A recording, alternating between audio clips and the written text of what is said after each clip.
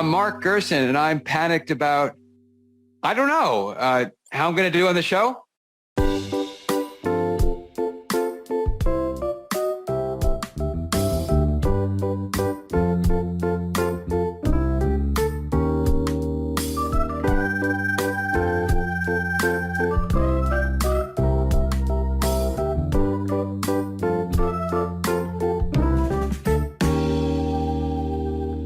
Hey, Nat.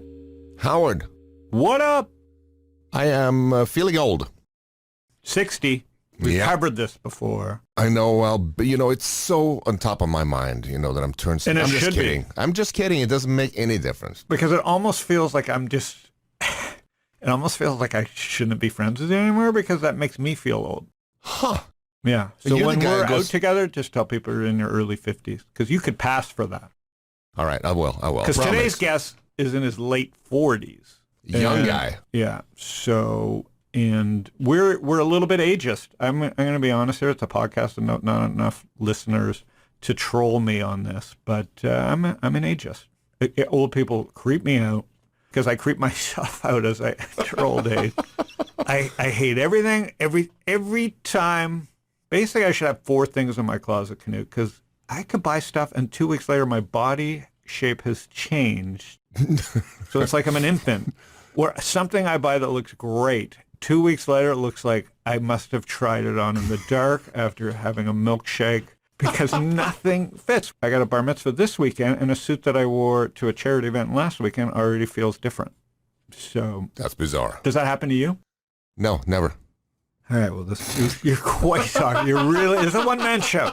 I think the big complainer is, Howard, you can't get Canute to say anything. It's a one-man show. So I'm going to get right into it then. But it's Christmas.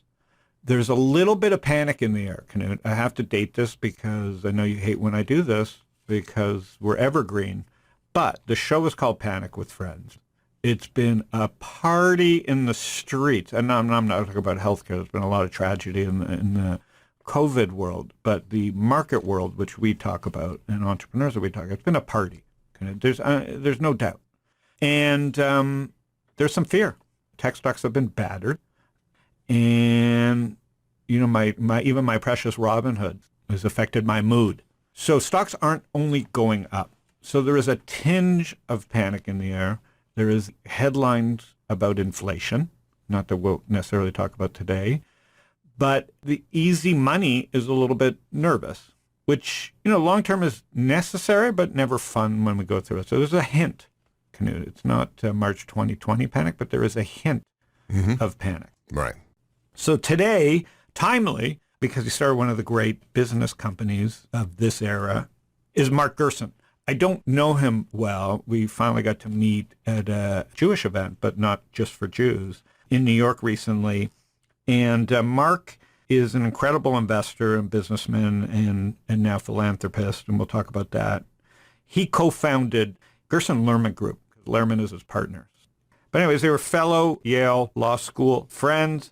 They founded Gerson Lehrman Group, GLG, in 1998.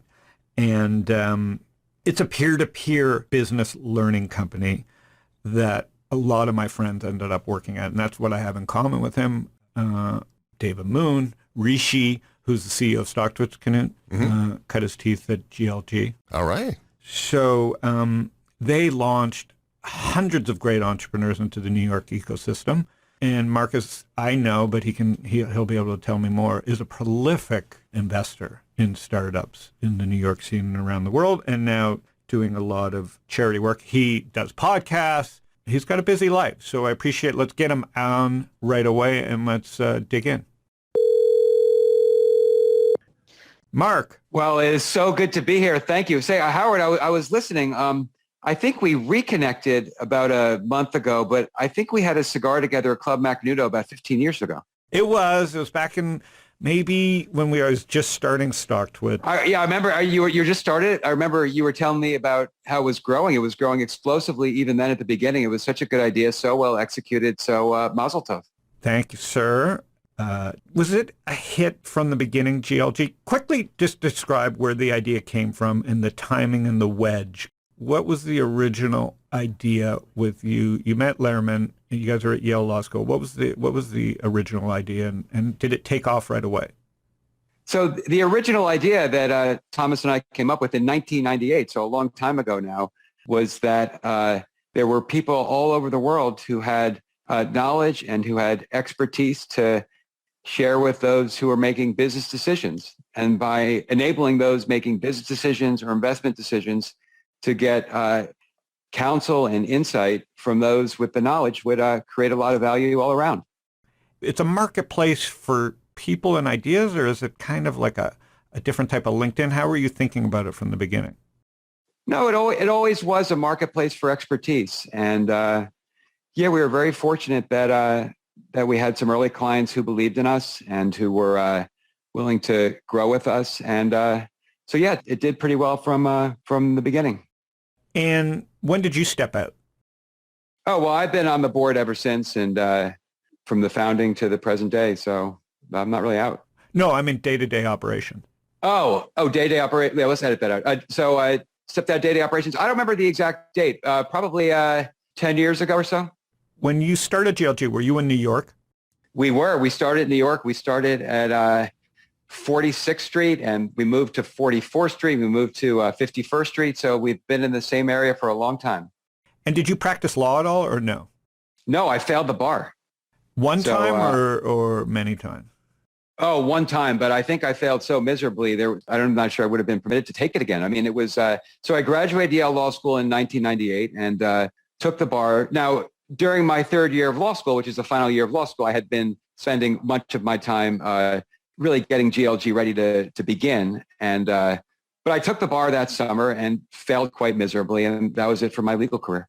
Now, do they tell? Didn't know this. Do you get a grade, or is it just pass fail?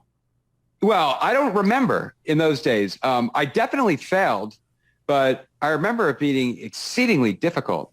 So if there was a grade, it would have been one of the lowest forms of failure. So do you look back at that? What was that feeling like? Because there you go to Yale, your parents are probably thrilled. My Mark is going to be a lawyer. The world was different. It's pre-internet. So how stressful was that? Or was it just like, I'm going to move on?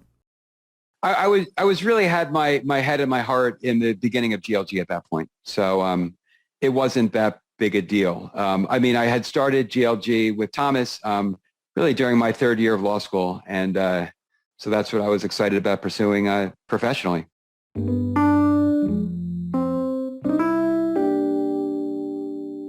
And so flash forward to today and you're investing. What has you passionate today? Because you've obviously invested in a ton of companies. What are you passionate about today?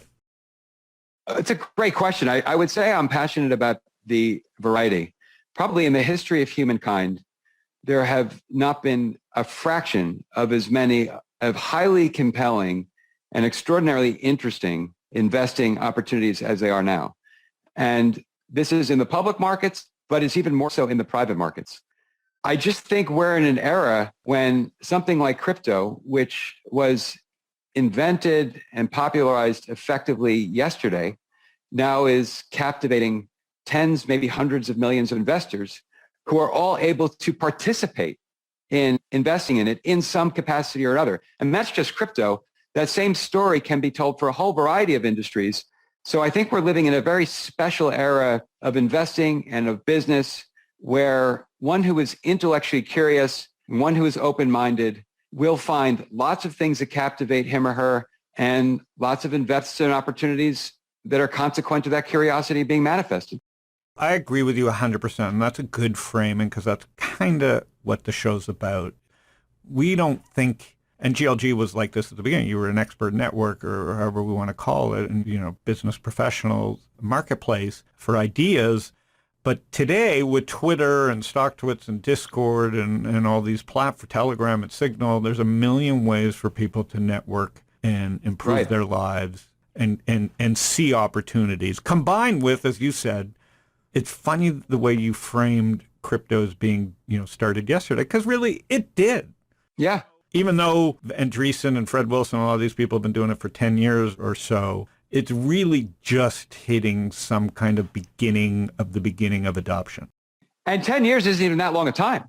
I mean, and there are so many, I don't even know if we can call them industries, so many different sectors, so many different opportunities that are like that in the sense that there are lots of different ways to participate. And wherever anyone is interested or captivated, they can find many different lucrative, productive, and interesting areas to pursue. I mean, just think about it, like 20 years ago, 30 years ago, how many areas of opportunity were there compared to now?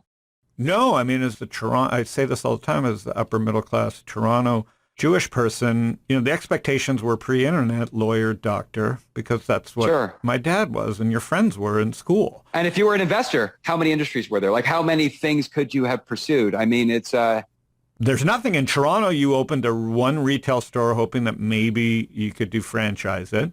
There was no entrepreneurship. There was a deli, there was a furrier, we joke about it, and there was a socks store, and there was a mall. And that's what life was. And it seemed pretty damn good back then. And now you have forgetting crypto, you have the clouds. The clouds are 10 or 11 years old. Exactly. Much better example, actually. Yeah, exactly. And I mean, I came out with my first book in 25 years in March. It's How the Meaning of Life is Revealed Through the Haggadah. And there's a lot of research that went into the book. And I never went to a library. If you had told me 25 years ago, you're going to write this heavily researched book and never go to a library. Correct. I would have said, this is an insoluble riddle. And before Google, just so you know, and you went through this too, Canute and I would go to the ASU when we were doing our MBA, and we would have to hide key books. So we were screwing other people at the library. Is that right? Because if there's only one book, Canute, you started this. Sorry. But I'm saying we had to go to the library, and if that book was out, everything was stalled. So now, like you just said, you researched a book that couldn't have been done, and you did it all on the internet. So where was the idea finally for the book? What triggered you for the title and everything? Like, where obviously it was the passion of yours. Yeah, the book's is a passion, and it really came out of years of Bible study, which again was facilitated by technologies which would have been unimaginable in years past, which is that, sometime around 15 years ago, I developed an addiction to exercise, and I have to run for an hour every day on the treadmill. So I study the Bible through audio and visual, which would have been completely impossible to imagine a while ago. But I study for an hour every day, and then I'll find time after that to study as well. And then I realized that the Bible, the Torah, what Christians call the Old Testament, we call the Torah, it's the greatest guidebook ever written. It's the first and ultimate and best ever self-help book. And everything needed to live a happy, meaningful, and fulfilling life today in the most practical sense is in the Bible. And the greatest hits of the Bible is distilled in the Haggadah, which of course is our guidebook through our most important holiday, which is Passover, or really Pesach. And so my book was about how the meaning of life is revealed in the Haggadah, which we read on Pesach. And I just go through the familiar chapters or the familiar passages of the Haggadah and explain the life lessons that are deeply embedded in each one of them. Now, I went to Jewish day school in Toronto. Did you go to Jewish day school? I had to learn Hebrew, French, Yiddish, and English. What about you? Wow. No kidding. No, I went to a Reform synagogue, and we had Hebrew school once or twice a week. So what got you interested in that aspect? Because you can go on a treadmill, and I guess it was before Peloton, it was before Spotify, or at the beginning of Spotify. You could have done anything. Yeah. So why pick that subject? Well, I remember having a cigar with my friend Jeff Balaban probably around 15 years ago, and we just took out the Haggadah, and we were discussing it, and I realized that this small book, which I, like every other Jew, has gone through every year Passover, it's not a dinner program. What it is, it's actually the greatest book ever written. And so with running, I mean, an hour a day, what have you found about the repetition of that? What kind of problems have surfaced with that? No, I'm on the treadmill, which at least for me, thankfully, means I haven't had a real injury at all. So I put the iPad in the little compartment in front of all the data on the treadmill and just start listening and running. And, as I've gotten older, I've had to slow down a little bit, but that's about it.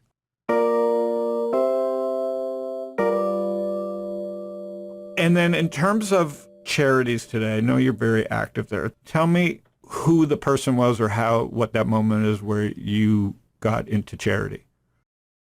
It's a great question. I mean, I realized probably a little more than 20 years ago that just how much good a well-deployed dollar can do and how many lives it can save if deployed pursuant to the same kinds of rigor that one uses to make an investment decision. So the first charity that I got deeply involved with was through my friend John Fielder. John had graduated from the Hopkins residency program in the very early 2000s. And he called me and he said, as you know, I'm a Christian. And I said, yeah, I know. And he said, well, I feel called to go serve in Africa where so many people are being ravaged by AIDS. This is before PEPFAR, when AIDS was ravaging Africa. And he went to Africa as a Christian missionary, serving the poor in what we would consider impossible conditions medically, where doctors in the West can't understand how they did it, but they did it. And I was fortunate to be able to support John's work, as I got several friends and my brother do the same. And one thing we learned in the process was that the biggest humanitarian problem in the world is the lack of access to care for almost everybody in Africa. There is usually one doctor for every 10 to 50,000 people in Africa. And that doctor is likely to be a Christian missionary physician. And for a whole variety of reasons, largely sociological, these doctors had no consistent source of support anymore. So in 2010, we started African Mission Healthcare to be the partner for Christian missionary doctors and Christian missionary hospitals in Africa in 3 areas: to provide clinical care for the poor, to build infrastructure, which could be consistent power, consistent water, oxygen, and to provide training so that the next generation of Africans, even this generation of Africans, will have far more physicians and other trained providers than they have now. So that's African Mission Healthcare. And then in the early 2000s, a friend and client of mine said to me, Ellie Beer's coming to town, to New York.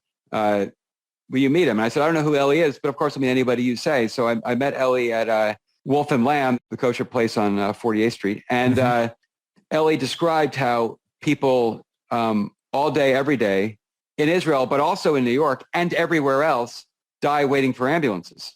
Huh. He said that, have you ever heard the sounds of a siren in traffic? And of course, I live in New York. I hear it all the time. He said, well, there's somebody at the other end of that who has probably been choking, bleeding, having a heart attack, having a stroke. And that person has about 3 minutes that separate life from death. And that ambulance is not going to get to him for 10 minutes. He said, so what I envision is a system of volunteers who could be trained, equipped, and notified of these kinds of emergencies and could be at the side of victims of, again, strokes, heart attacks, choking, accidents, whatever, within those 3 minutes to separate life from death. And so we started United Hatzalah. And Ellie invented the ambicycle, which is a medically equipped motorcycle. We can put everything needed to save a life on a motorcycle. Wow. And now we have 6,000 volunteers throughout Israel, from Orthodox Jews, secular Jews, Christians, Muslims, Jews, everybody, men and women. And we get to the scene of every trauma in Israel within 3 minutes. In cities, it's now within 90 seconds. And we're doing about 14,000 calls a week and saving about 200 lives a day just by getting to victims in those moments immediately following a trauma. Congrats. I mean, that's amazing. Would that work in New York, or is that just impossible? Oh, it would work great in New York. Yeah. I mean, New York and Tel Aviv and Jerusalem and probably 200 other cities, no, more than 200 other cities, had the same response time from an ambulance, which is 10 minutes. And 10 minutes is kind of a ridiculous amount of time for a first response vehicle, because if someone is choking on a piece of food, or you're having a heart attack or a stroke, or you've been in a car accident, you got 3 minutes. If you broke your arm, you have an hour. Right. Yeah, more than that. 10 minutes doesn't solve anything. But because ambulances are too big to be fast and too expensive to be ubiquitous, only out of luck are they going to get to a victim in the moments that matter. On the other hand, and this is the same thing with every city. On the other hand, and New York, Howard, your example is perfect, because New York, like I presume all American cities, has a real volunteer culture. Yep. That if we're able to put out a call for volunteers in New York and said, like in Israel, you're going to go through 240 hours of training. And it's a lot of training because you have to be prepared for everything. There's obviously different treatments for every kind of trauma. And you're by yourself. So that would be a whole and you're by different... yourself, and that's really important. Yeah. That's really important. Yeah, you're by yourself. Now, lots of other people will join you, hopefully soon, but yeah, the first person. So it's a different kind of training, because this first responders, unless they got Batman and Robin, they're going by themselves. And so it's a different qualification. Yeah, they're typically going by themselves. Some people get so into it that I remember I was walking through Tel Aviv, well, before COVID, with my friend Michael Oren, and so we saw these two Hatzalah volunteers on the street, and Michael translates from the Hebrew, and they explained that they're Hatzalah volunteers. I'd introduced myself, and they said it was Saturday night, and they were posting there together in an area where they knew there would be a lot of calls, so they could get there quickly. Interesting. But most of the time, yeah, but that's just because it's the ethos of the volunteers is that they want to go out and save the lives of their neighbors and ameliorate their pain, depending on what the situation is. But most of the time, you're exactly right. It's one person initially. Now, 3 people will get the call and go, but someone's going to get there first. But someone will get there first. They triangulate it. So my question is, does it take a mayor? So how did it, Yes. why Israel and not somewhere else? What was the attack plan in Israel to get that disseminated? Well, in Israel, Eli and his colleagues, they just started doing it. Got it. And they just started saving lives. I mean, he invented the ambicycle, put lights and sirens on the motorcycle, put everything you need to save a life under the seat and in the back, and started signing up volunteers. This is 15 years ago, got rudimentary communications equipment, got some first response equipment, and just started doing it and started saving lives. Were they just showing up like Batman, or how were they finding out that there were Exactly. problems? Well, yeah, because the emergency calls are actually, you can listen in.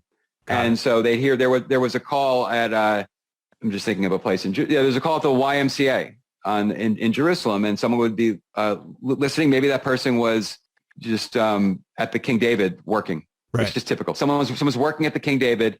They get a call that says there's drowning at the pool at the YMCA. They pick up their equipment, 40-pound bag, run across the street, in that case, literally, and are at the victim within 60 seconds, and that victim's probably going to live. And so what's a budget for something like that? Are you in charge of fundraising for that, or is it? Yeah, absolutely. Yeah. We're fortunately the largest donors, and we raise a lot of money too. Now the budget is over $30 million a year. Well, congratulations. I got some work to do. With the call volume, we're saving lives at a little under $500 a life. Be interesting. In the States, it would be an interesting service that you could just drive people around and smack people that you didn't like. I wonder if that could work. It would be more of a for-profit thing. Just this guy has a message for you, smacks you. So in the United States, is it insurance that prevents this? Like, could you even do that if you wanted to? No, it's politics. It's politics, yeah. America has an incredible volunteer culture. Yes. We could have several times the number of volunteers we could conceivably deploy, I think, within a week in any American city. I mean, no, that is completely de-risked. There will be no problem getting volunteers. The only problem will be setting up criteria to see who can't, just to let people in some reasonable speed, because Americans are so excited about volunteering and about helping their neighbors. Well, plus, I finally would have a reason for my mom and my wife to allow me to ride a motorcycle, which is, kind of a dream. Well, that's what Jay Leno said. That's right. So Jay Leno's one of our great friends and supporters. And Jay Leno said, finally, Ellie Beer has figured out how to make Jewish mothers love motorcycles. Oh, my God. The guy is, this is Canute. I'm Jay Leno quality. I went right to the joke. So the key is here. So how do you get involved in this? This one is something that is interesting. It'd be more interesting if we could figure out how to do this in a city like New York. Can't believe Mayor Bloomberg wouldn't have gone for this when he was in charge. It's a frustration that we've not been able to start in New York or other American cities. I mean, it's more than a frustration. There are people dying every day. I'm sure some of your listeners right now are thinking of someone in their lives who died waiting for an ambulance, when they know that if someone next door or in the office down the hall or in a restaurant across the street had been trained, equipped, and notified, the person that they love or care about would still be alive today. So many people have these personal stories because they happen all the time. And everything in New York is set up for success. Everything in the U.S. is set up for success. There's a volunteer culture. There's local funding capacity. The amount of money that it takes to do this is so cheap compared to the benefit, of course, but it's just because it's run by volunteers. So we need some medical equipment. It's not that expensive. This is fascinating.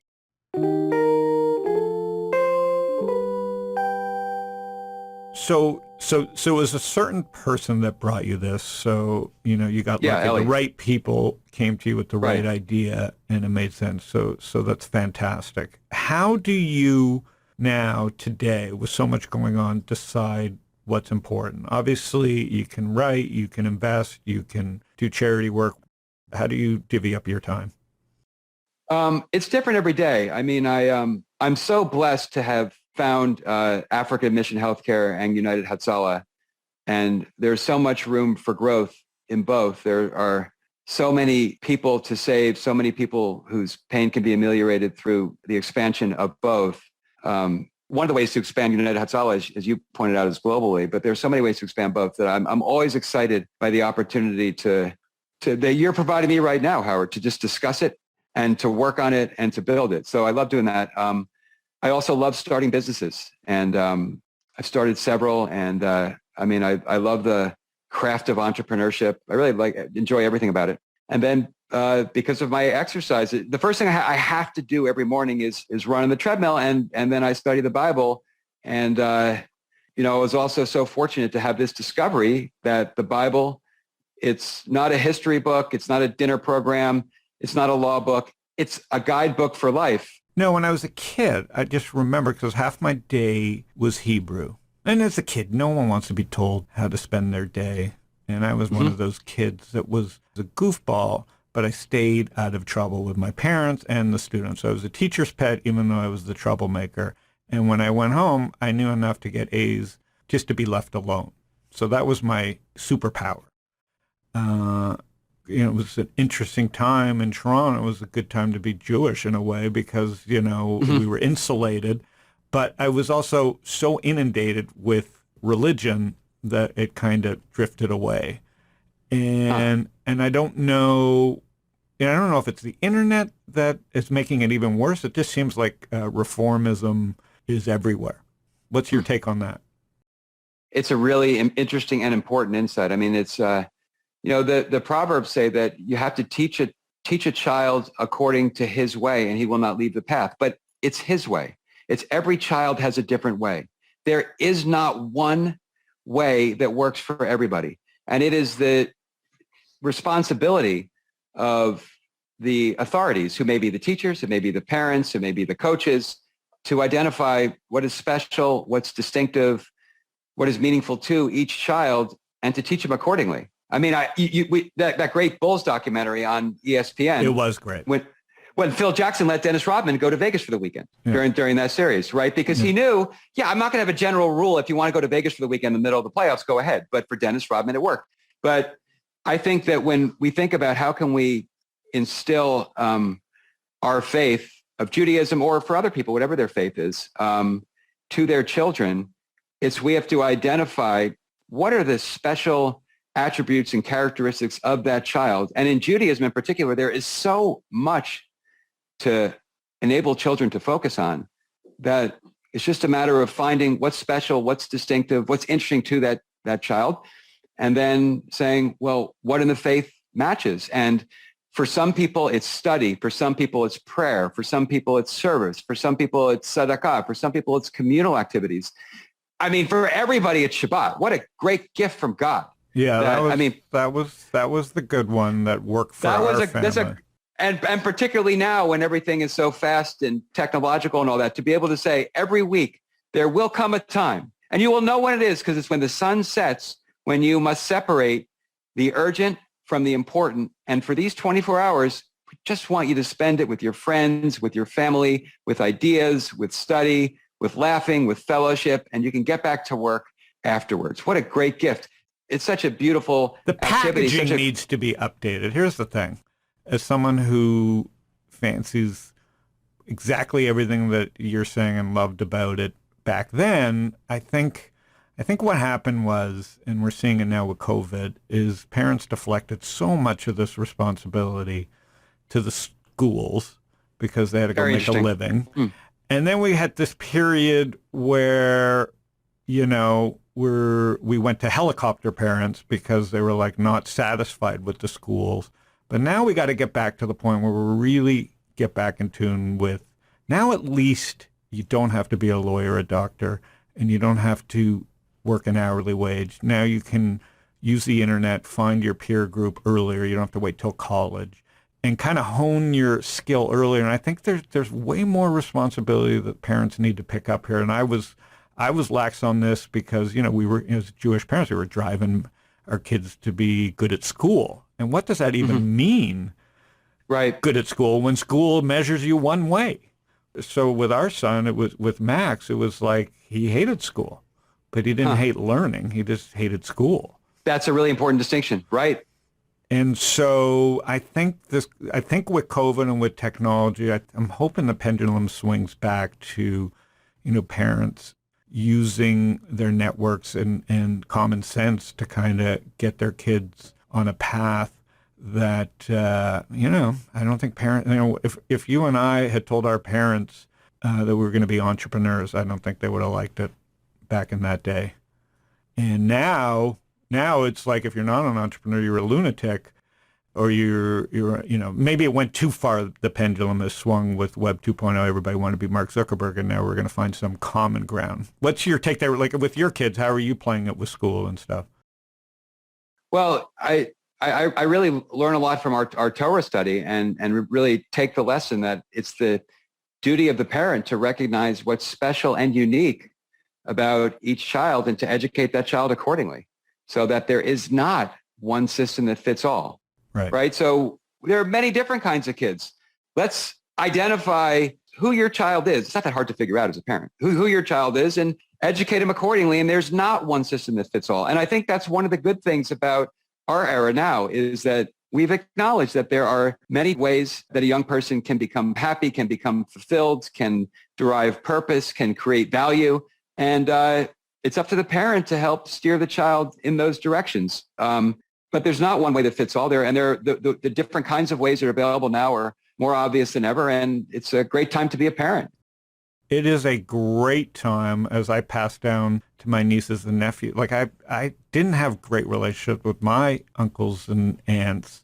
I mean, there was a few always that you got along with, but the way these kids listen, and they love mentorship.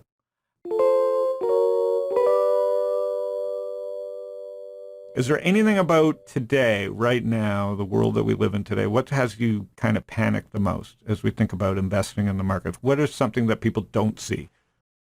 Well, as you think about investing in the markets, it's a good question. And I wouldn't qualify this as panic. I would just say it's something to, or maybe even to be concerned about, which is that younger people haven't seen cycles. Obviously, no fault of their own. It's just a function of their age. They haven't seen cycles. So, and having seen cycles and having experienced cycles, and there's a form of education that comes through experience, which is unlike any other. So having experienced cycles, first that they do exist, that they're meaningful is important. And I think it's great, by the way, that a generation hasn't, because it's great that we haven't had a recession in the last 10 plus years. So isn't it? It's really amazing. So, so they will have to learn. I call this era kind of tiny bubbles, where they may not have had a recession, but they did have to sit at home for 18 months or do stuff they didn't want to do. Although they had Netflix and other things, they did have to. Some of these early adopters went through an abominable ICO thing where they thought they were going to get rich, and it was ripped apart quickly, maybe too quickly, so they didn't learn enough lessons. So I this era seems to have a lot of tiny bubbles, but you're right. They haven't really had to go through I think that's really well put. They're tiny bubbles. I mean, you and I can remember the days of a real bubble. 2000. But when people say, I think that, of course, some private market valuations are way too high right now, right? Of course, right? But that being said, at least I think this is nothing like it was 20 years ago, when there were whole business models that made no sense, that were worth $1 billion, sometimes double-digit billions of dollars. That doesn't happen anymore. So now we can look at a company that's probably fundamentally sound, and we can say it's significantly overvalued, and maybe be right. But the whole business model is not flawed. It's just a valuation flawed, which is important. But it's very different than a real bubble, which is the business model makes no sense at any price, let alone this price.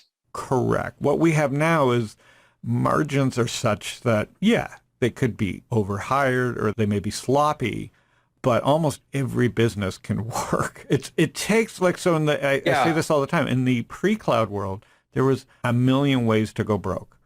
In the cloud world, you have to really screw up a lot to go broke. Yeah, it's a good point. Right. And so that's led to this period where everything's overvalued because so many of these businesses actually are good businesses that just, and I think we're starting to see that stress where the valuations got to the point where you can't recruit people because everything's perfect. And how do you make it worthwhile for someone to make money? So I think there's all these unintended consequences that will just kind of, I have this theory around these waves of bubbles and movement, as people kind of position for this stuff. And so absolutely. Go ahead. I would say the other thing, and this is not just younger people, this is even people my age. No, we experienced it, but we were too young to really appreciate it, is inflation, which is upon us. And it's upon us in more than the CPI numbers indicate. And it's come upon us suddenly. And it should have significant effects about how we think about the macroeconomy, government spending, interest rates, all kinds of things, because inflation is so pernicious, particularly to those living on a fixed income, particularly for those who are trying to make ends meet when they go to places like the supermarket. It's extremely important. And we haven't had inflation in decades, and now we have it. And this has real implications that I think people need to reckon with.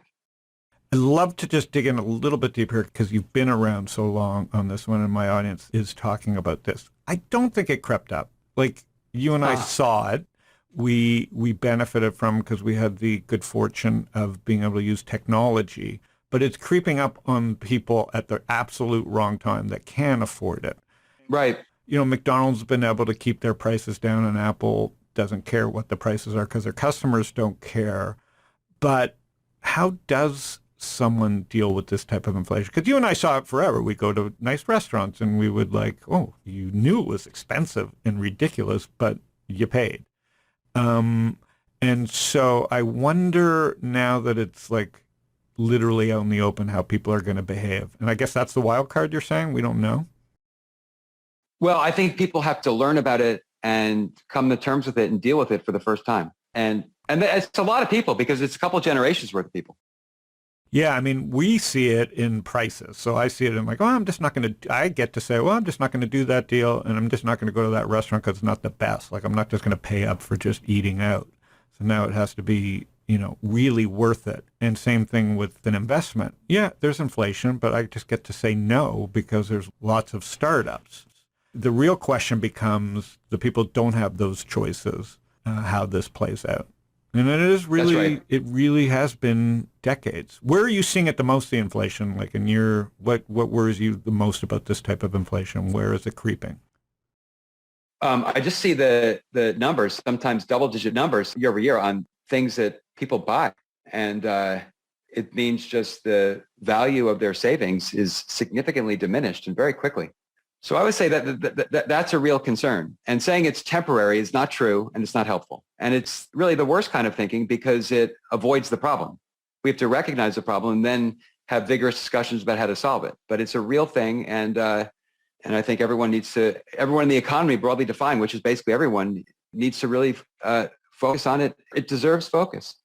And what do you think happens? Do you think it finally gets politicized enough that action is taken? And what in the old way, it was like, okay, they're going to raise rates. It's not as simple as that this time.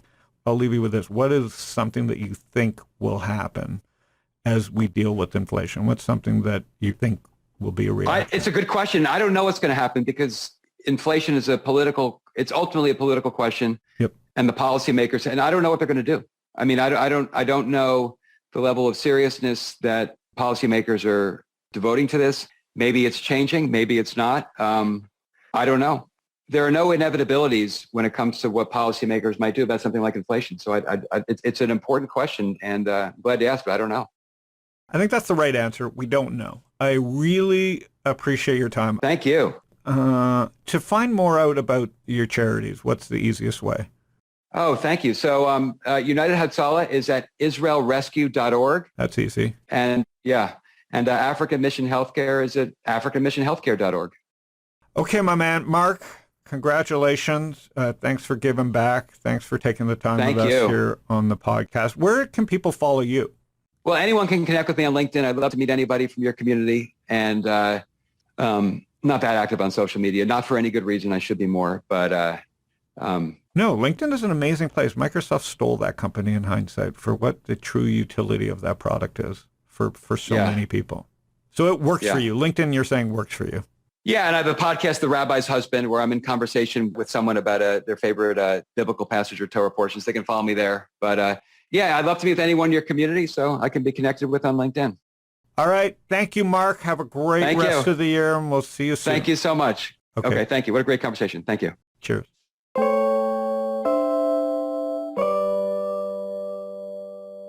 So there you have it, Canute.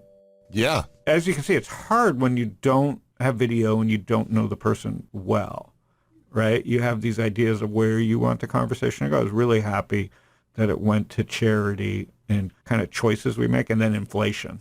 There's no doubt as we head into 2022 and beyond that there is inflation.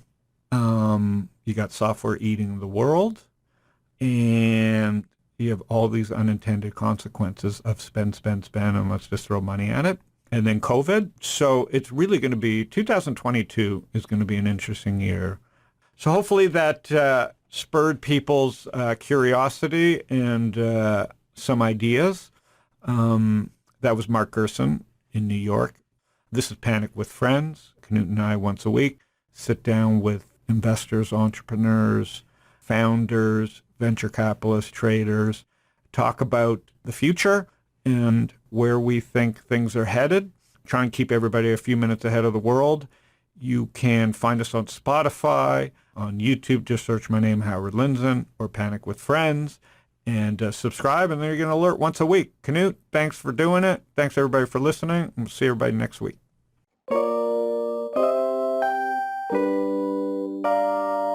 Howard Lindzen is the founder and general partner at Social Leverage. All opinions expressed by Howard and podcast guests are solely their own opinions and do not reflect the opinion of Social Leverage or Stocktwits. This podcast is for informational purposes only and should not be relied upon for decisions. Guests may maintain positions in securities discussed in this podcast. Particularly those living on a fixed income, particularly for those who are trying to make ends meet when they go to places like the supermarket. It's extremely important. And we haven't had inflation in decades, and now we have it. And this has real implications that I think people need to reckon with. I'd love to just dig in a little bit deeper because you've been around so long on this one, and my audience is talking about this. I don't think it crept up. Like, you and I saw it. We benefited from because we had the good fortune of being able to use technology, but it's creeping up on people at the absolute wrong time that can afford it. Right. You know, McDonald's has been able to keep their prices down, and Apple doesn't care what the prices are because their customers don't care. But how does someone deal with this type of inflation? Because you and I saw it forever. We go to nice restaurants and we would like, oh, you knew it was expensive and ridiculous, but you paid. And so I wonder now that it's like literally out in the open how people are going to behave. And I guess that's the wild card you're saying? We don't know? Well, I think people have to learn about it and come to terms with it and deal with it for the first time. And it's a lot of people because it's a couple of generations worth of people.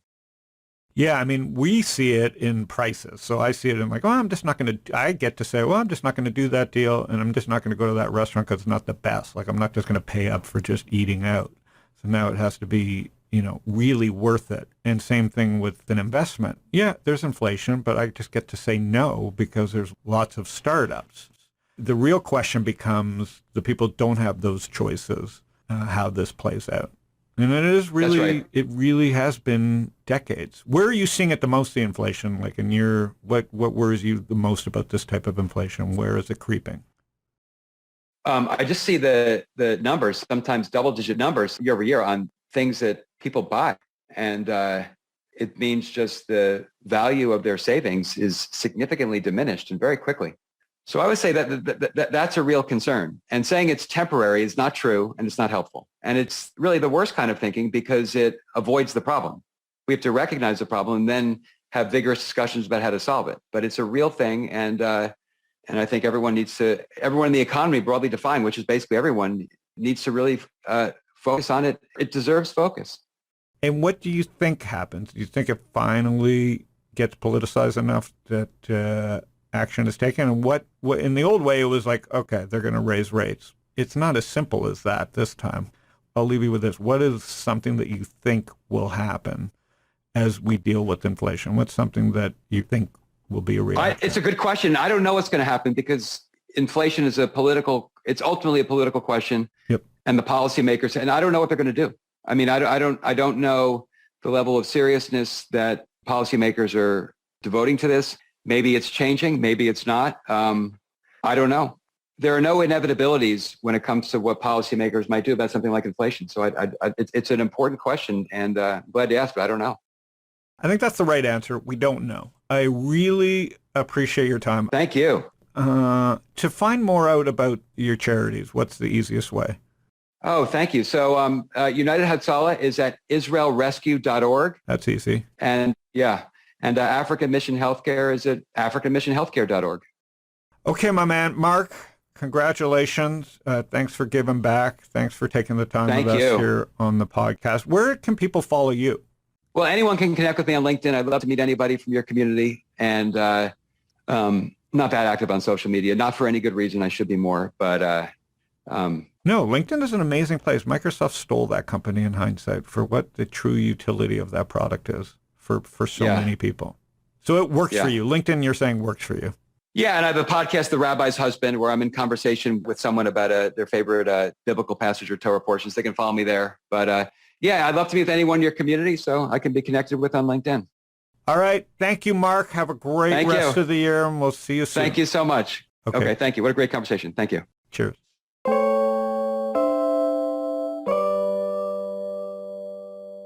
So there you have it, Canute.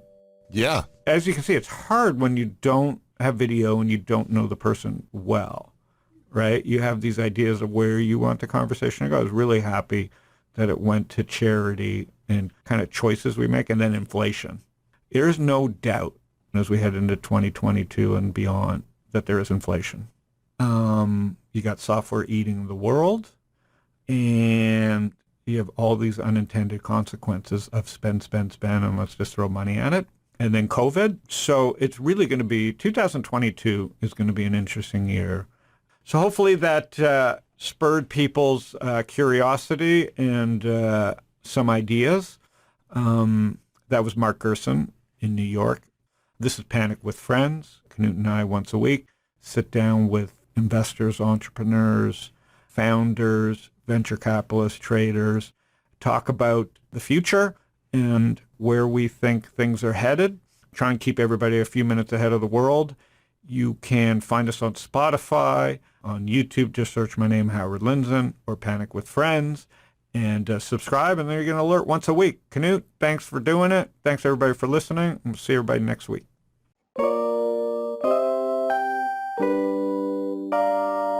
Howard Lindzen is the founder and general partner at Social Leverage.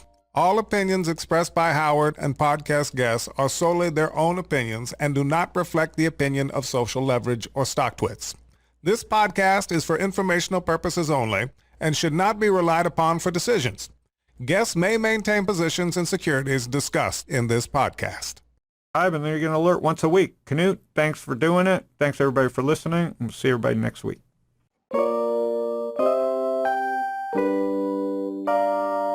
Howard Lindzen is the founder and general partner at Social Leverage.